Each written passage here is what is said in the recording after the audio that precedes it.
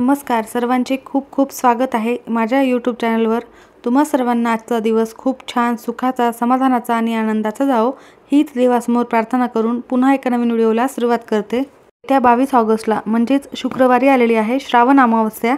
या श्रावण अमावस्येला पिठोरी अमावस्या, दर्श अमावस्या, पोळा अमावस्या असे म्हणतात।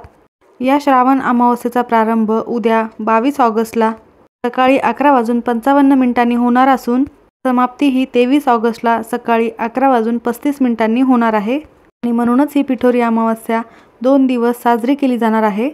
या अमावस्येच्या दिवशी प्रत्येक आई आपल्या मुलाच्या उज्ज्वल भविष्यासाठी, मुलांची भरभरून प्रगती होण्यासाठी, त्यांना यश मिळण्यासाठी या पिठोरी अमावस्येला व्रत करत असते।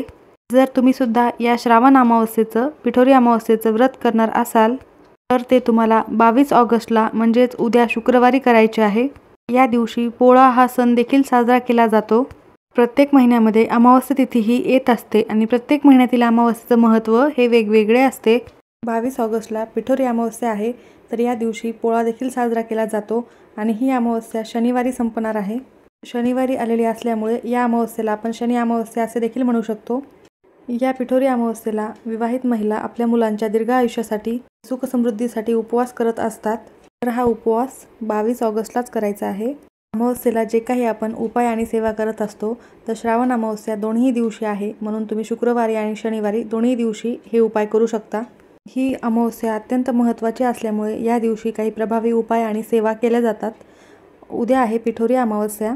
उद्या कावळ्याला घराबाहेर खायला ठेवा ही एक वस्तू। पितृ तृप्त होतील आणि तुम्हाला आशीर्वाद देतील, त्यामुळे तुमचा पितृदोष नष्ट होईल, घरातील सर्व इडापिडा नष्ट होईल, नजरबाधा असेल तर ती देखील नष्ट होणार आहे। 3 पिढ्यांचा पितृदोष कायमचा संपेल आणि घराची, मुलाची, पतीची खूप प्रगती होणार आहे।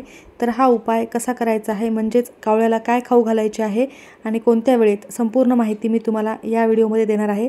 त्यामुळे व्हिडिओ स्किप न करता शेवटपर्यंत बघा आणि माहिती आवडल्यास नक्की लाईक, शेअर आणि सबस्क्राईब करा। बेल आयकॉनला आवर्जून प्रेस करा, ज्यामुळे अशा प्रकारचे नवनवीन व्हिडिओ तुम्हाला सर्वात आधी बघायला मिळतील। आता मी तुम्हाला जो उपाय सांगणार आहे तो उपाय तुम्हाला उद्या शुक्रवारी किंवा शनिवारी करायचा आहे। शुक्रवारी तुम्ही हा उपाय करणार असाल तर संपूर्ण दिवसभर हा उपाय करू शकता।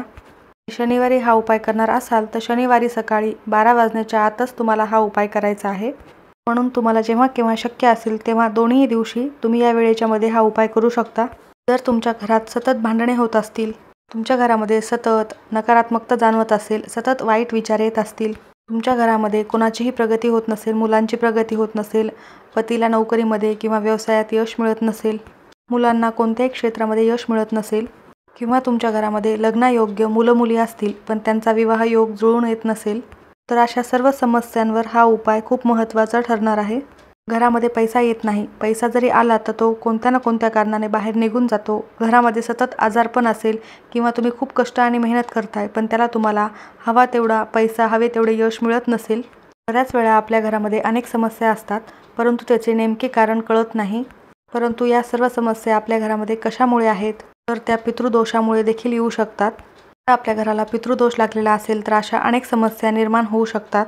जेव्हा तुम्ही अमावस्येच्या दिवशी पितरांसाठी काही गोष्टी करता, काही उपाय करता, तेव्हा पितृदेवता आपल्यावर स्वतः प्रसन्न होतात आणि आपल्याला भरभरून आशीर्वाद देत असतात।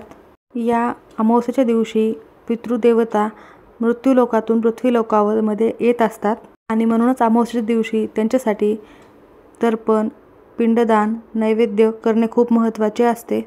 तुम्हाला वाटत असेल की पूर्वजांचा पितृदोष आम्हाला कसा लागू शकतो, कारण आई वडील, सासू सासरे जिवंत असतील तर हा दोष आम्हाला कसा लागेल, तर 3 पिढ्यांचा पितृदोष लागत असतो। तुमचे आई वडील असतील, सासू सासरे असतील तर त्यांच्या आधीच्या पूर्वजांचा पितृदोष आपल्याला लागत असतो। म्हणून हा उपाय तुम्हाला आवर्जून तुमच्या घरी करायचा आहे।